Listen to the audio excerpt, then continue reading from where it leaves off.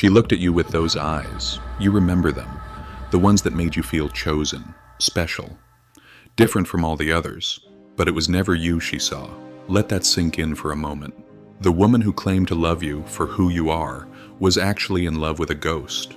A psychological projection so powerful it consumed both of you. Carl Jung discovered this truth a century ago, and most men still haven't grasped it. You were never her soulmate. You were her script. When she touched your face and whispered, "You're different," what she really meant was, "You fit the character I've been waiting to cast." And like a starving actor, you took the role without reading the fine print. This isn't some bitter theory. This is psychological truth that Jung spent his life documenting. Women don't fall in love with men. They fall in love with projections of their inner masculine, what Jung called the animus, a force so unconscious most women live their entire lives possessed by it without ever knowing. Think back to that relationship that destroyed you. Remember how it started? Her eyes lit up when you spoke.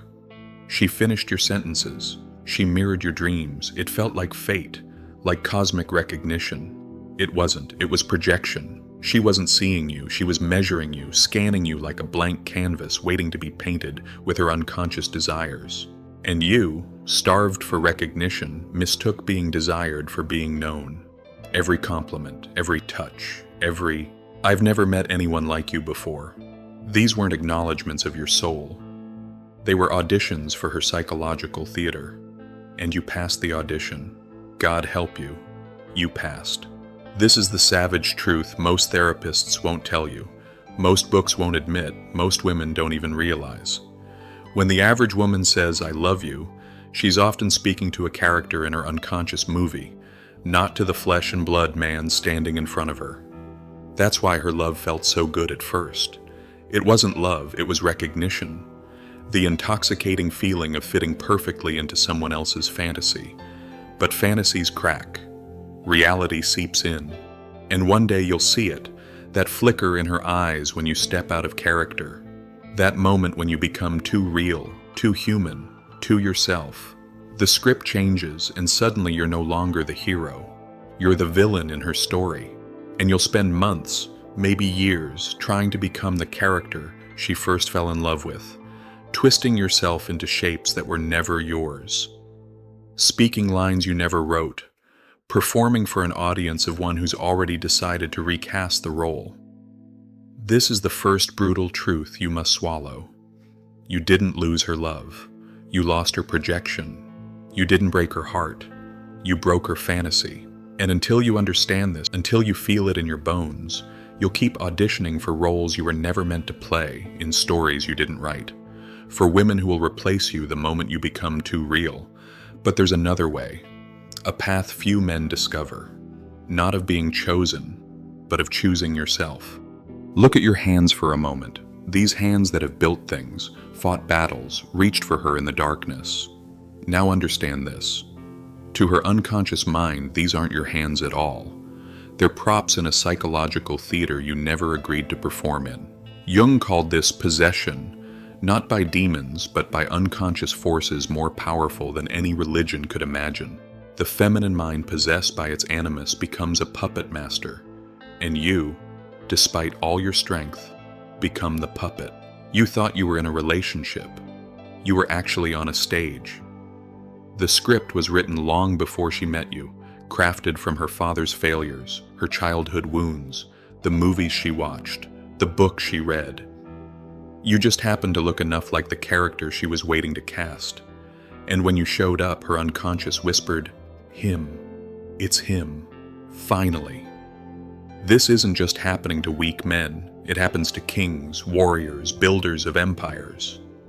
No amount of success can protect you from becoming a woman's projection screen.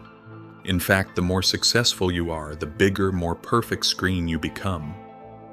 Remember Narcissus from Greek mythology?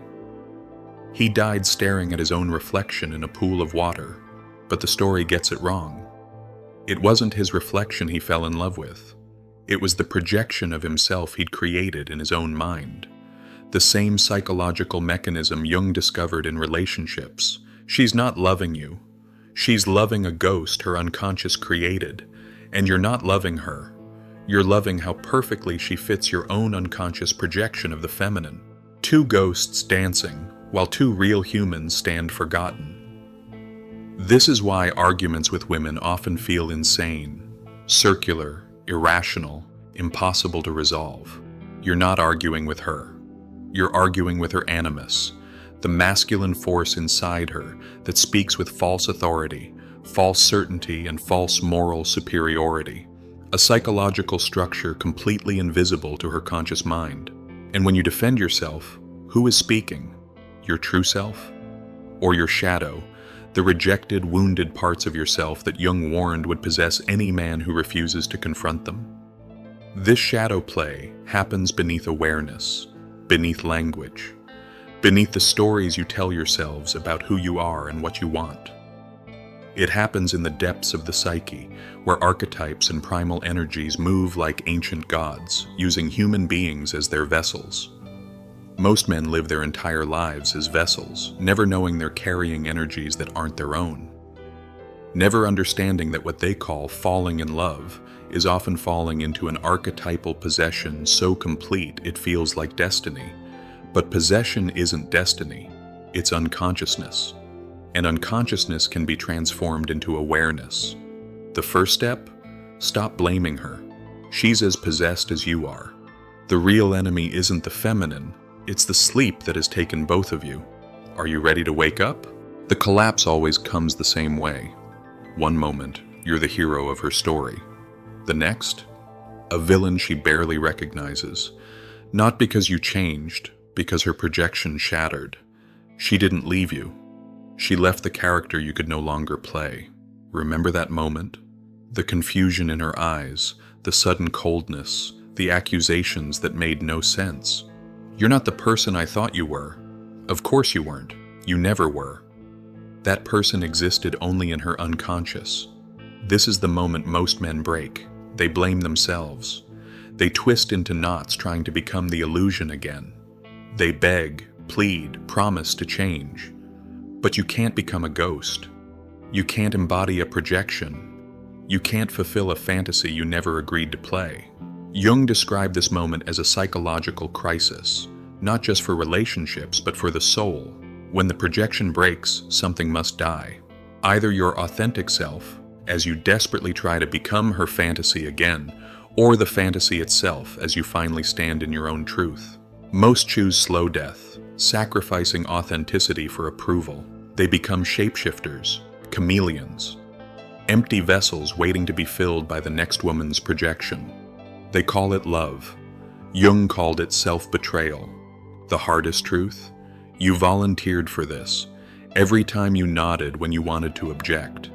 Every time you swallowed your truth to keep her happy. Every time you performed for her approval. You weren't her victim. You were her accomplice. This is where weak men collapse.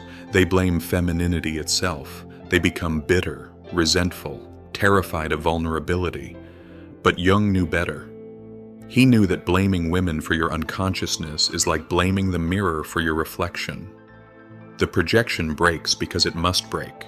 Reality always returns, truth always surfaces, and when it does, you have a choice: stay asleep or wake up.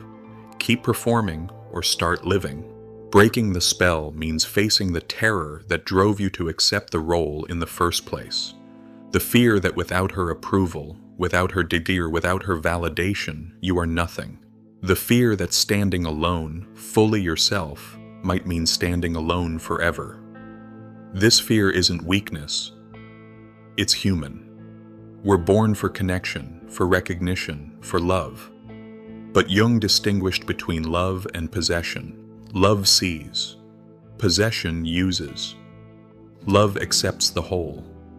Possession demands the performance. The spell breaks when you stop auditioning, when you refuse the role, when you look into her eyes, or any woman's eyes, and silently declare, I will no longer be your character. I will no longer play your psychological game. I will no longer twist myself to fit your unconscious needs. This isn't rejection of the feminine, it's rejection of the trance, the hypnosis, the collective sleep that has convinced men that being desired is the same as being seen. Are you ready to be seen as you are, or will you keep playing roles in someone else's dream? You were not a victim. You were a volunteer in your own vanishing. Harsh, perhaps. But Jung wasn't interested in comfort. He was interested in truth. And the truth is that no one can turn you into a character without your permission. No woman can make you a puppet unless you hand her the strings. Why did you hand over the strings? Because standing alone terrifies you. Because carrying your own soul feels too heavy. Because facing yourself, the real you, not the performer, not the achiever, not the mask, requires a courage few men possess. Jung called this individuation, the brutal, lifelong process of becoming yourself. Not who she wants you to be, not who society demands, not the character your father tried to shape, just you, fully awake, fully alive, fully accountable. This is the desert every man must cross alone. No woman can walk it for you. No relationship can spare you this journey. No external validation can replace the mirror of your own consciousness. Most men would rather die than look into this mirror. They'd rather chase endless validations, endless conquests, endless performances, than face the emptiness they've allowed their lives to become. They mistake activity for growth, attention for worth, desire for love. You know these men. Perhaps you are these men, constantly seeking the next woman to define them, the next achievement to validate them, the next external confirmation to avoid the howling silence of their own company. Jung observed that modern men suffer not from physical starvation, but spiritual starvation, the hunger of a soul that has abandoned itself. A man who cannot bear his own company becomes a beggar, pleading for crumbs of validation from a world that can never fulfill him. The silent mirror waits. It has always waited. It shows you not as others see you, but as you truly are. Your courage and your cowardice, your truth and your lies, your light and your shadow. This mirror doesn't judge, it simply reflects. And in that reflection lies your liberation, if you dare to look, if you dare to stay, if you dare to breathe through the terror of absolute self-confrontation. Here's what Jung discovered. The man who can stand alone before this mirror, who can hold his own gaze without flinching, becomes untouchable.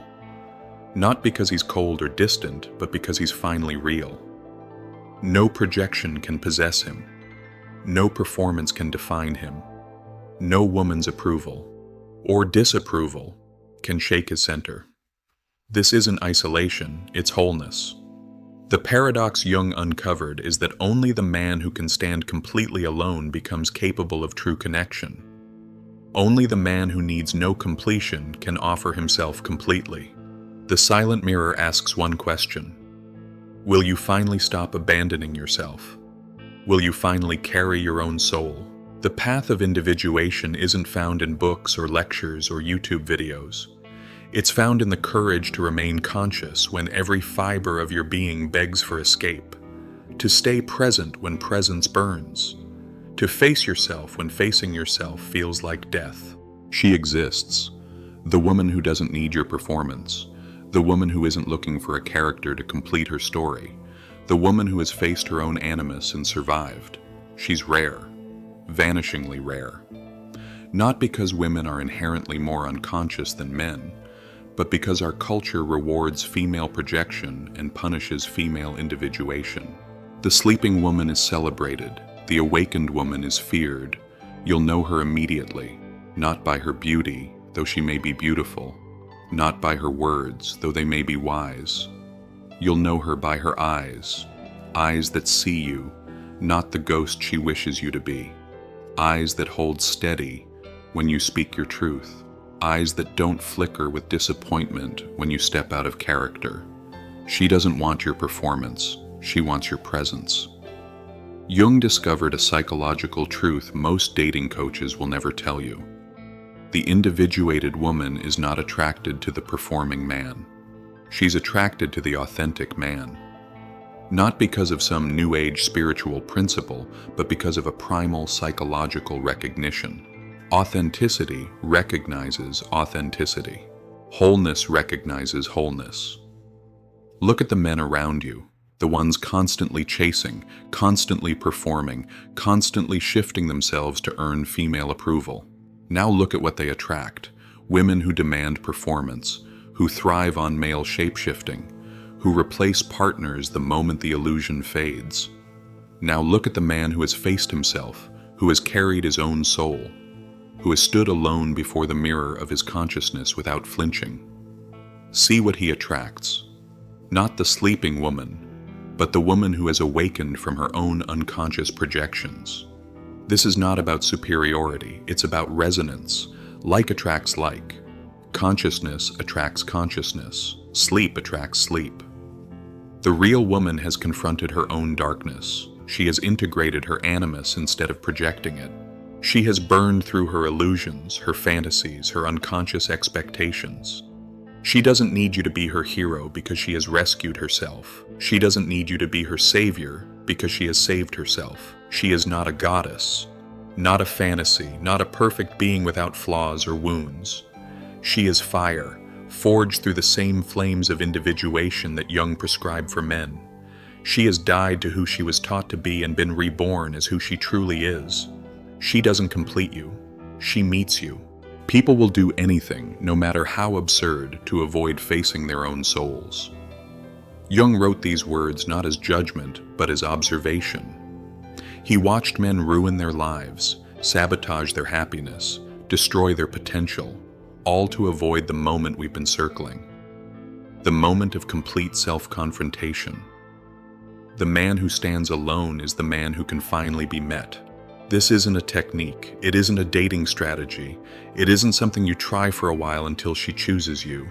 This is evolution, a brutal, uncompromising transformation that burns away everything false within you.